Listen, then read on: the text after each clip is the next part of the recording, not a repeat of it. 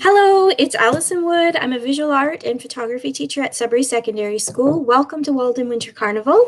I'm here to introduce the tutorial Hike It, Snap It, Paint It. The idea is to get you outside, enjoying the outdoors, learn a few photography tips with your smartphone, and then bring it back indoors to help relax and enjoy some painting. Remember, there's no right or wrong answers. Your outcome doesn't have to be exactly the same as mine. What matters is that you learn a few things along the way and that you enjoy the process. So you'll hear my voice throughout the tutorial and you'll see the visual art, but you won't see me again. Anyways, take care, enjoy yourself.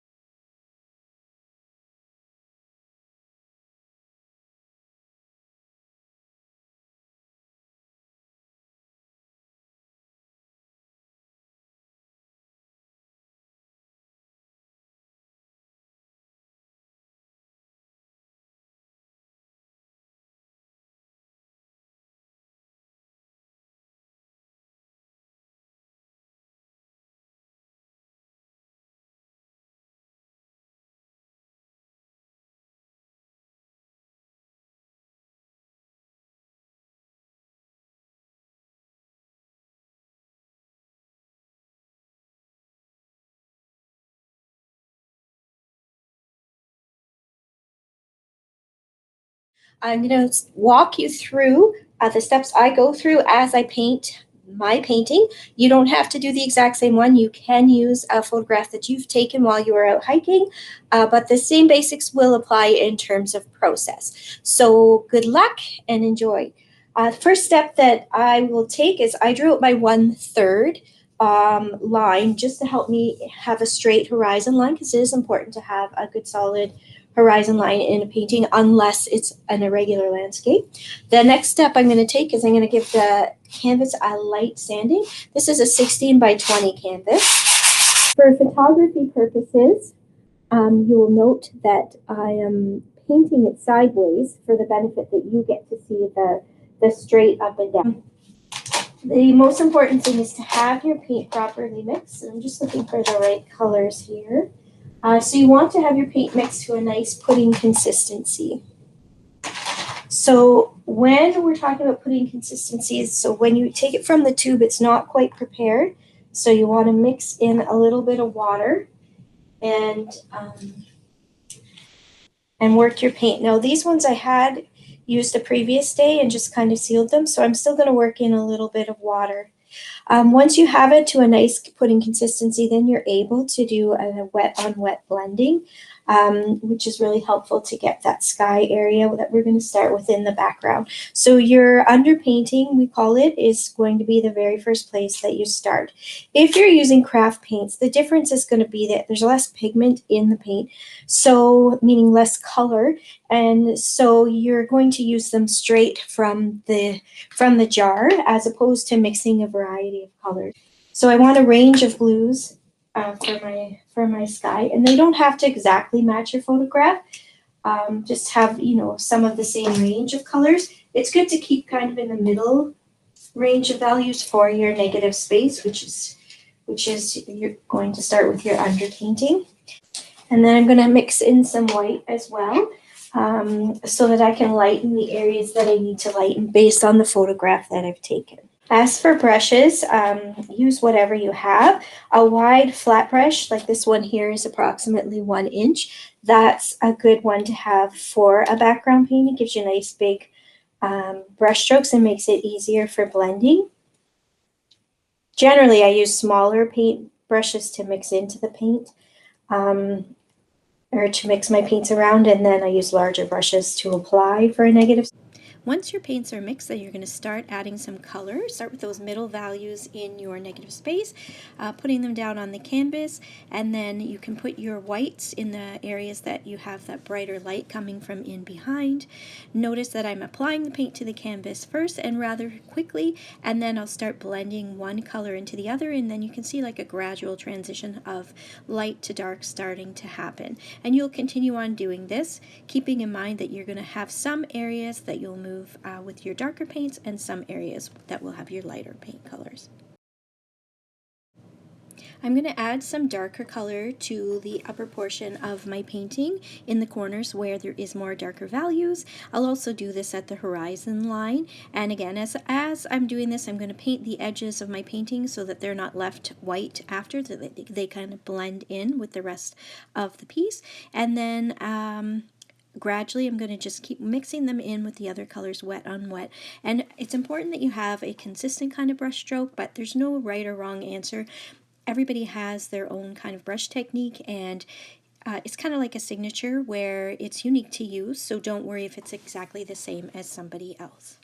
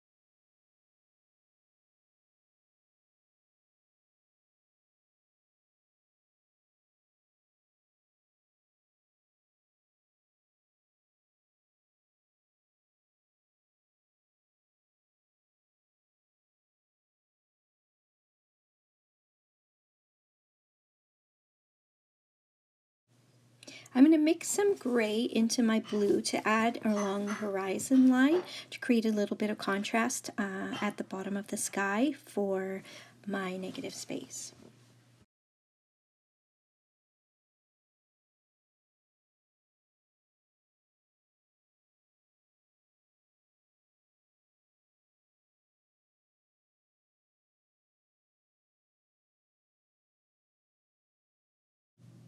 Once you have your background finished, then you'll be moving on to the band of water. So it's the next portion. So you're going to mix some gray.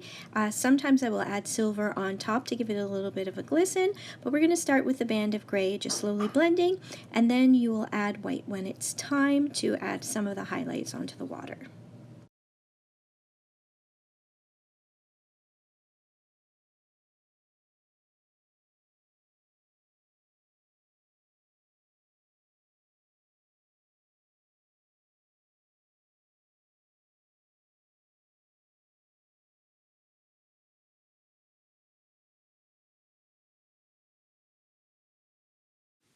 Once you've laid some white down, you can use a large painter's brush to kind of soften the blending as long as the paint is still wet.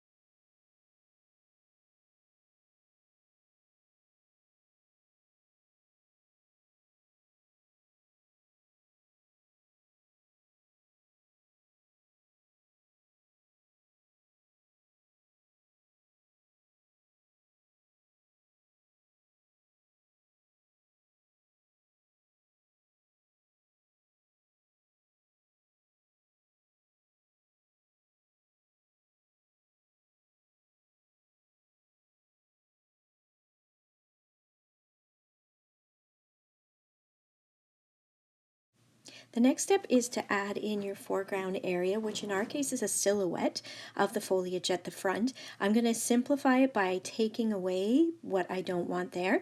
And so this horizontal band of black, I'm going to use some black that is mixed with some dark blue. That way the color will harmonize with the rest of the blues in my painting.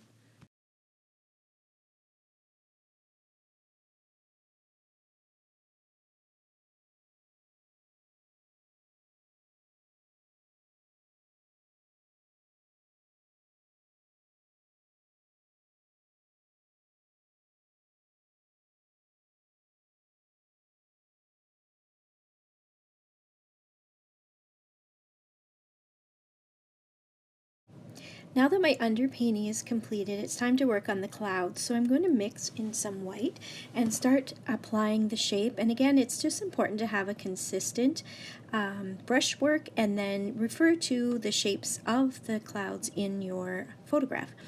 And so I'm going to mix a few different values of white and light gray and light blue so that I have them ready and I can prepare them and use them together for wet on wet blending. I'm going to speed up the rest of the video so that it just doesn't take as long to get through as I demonstrate painting the clouds and then adding in the tree. I do want to point out that you're just going to start by, adding in the fluffy whites of the clouds, and then you'll move into blending in the shadows and some of the blues. And then the very end process, you'll add some definition to the edges of your clouds.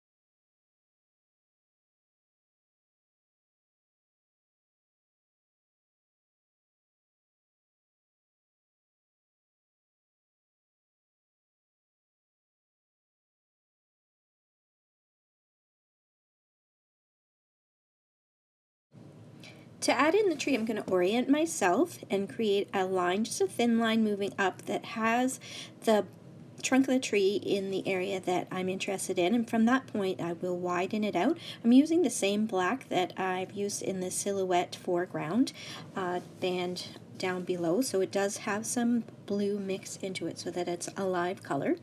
And then once I've got the tree in the shape and formation that I like, then I'm going to add on the branches. And after the branches, then I will use a dry brush technique. And with the dry brush technique, it just means I'm going to use the same black paint, but each time I add paint, I'm going to brush it onto the palette in a dry area so that it thins out and dries up the paint on my brush a little bit. And then I'm going to use some upward strokes to create the branches. And as long as I have this similar texture and direction of the branches on the tree in my photograph, then it will work.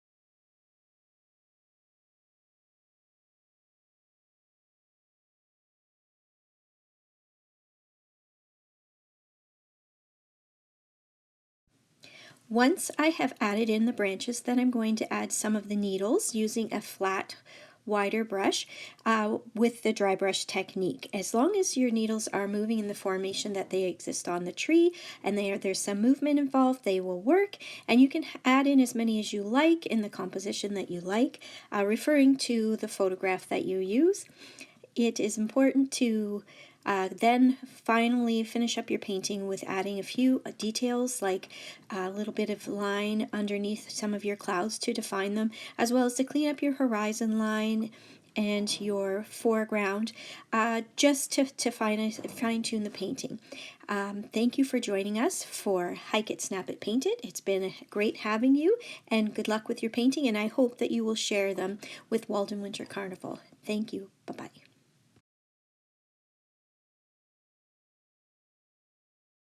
Shut up and sit down.